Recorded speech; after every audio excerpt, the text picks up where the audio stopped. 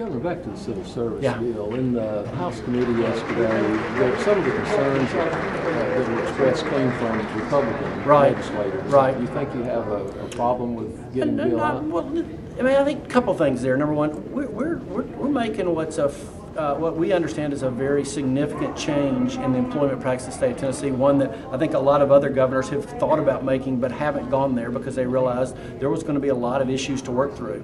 And so we're not surprised at all at the number of issues. You know, one of the things brought up yesterday was the issue of veterans' preference. And, you know, in this new system, we're giving all the preference we can, which is a guaranteed interview. But I would point out, it's like some of the Democrats were saying, hey, that's, you know, you're not giving them the preference that you were before. And I'd point out, I think they were in charge of the legislature for 150 years. And if you go to be hired by the legislature today, you get zero preference. So.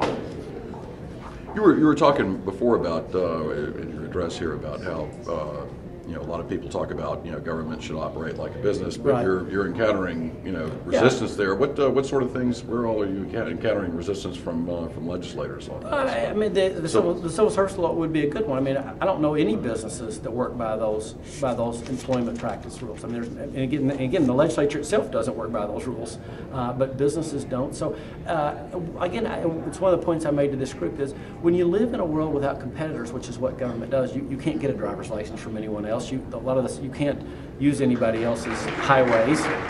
It's easy to not live by the rules of business. Competition is what drives costs down in business. But you don't have that factor in government, so sometimes it's easy for costs to go a different direction because you're not worried about the impact. Are there any other areas where you're meeting resistance? I mean, TAF comes to mind, where, you know.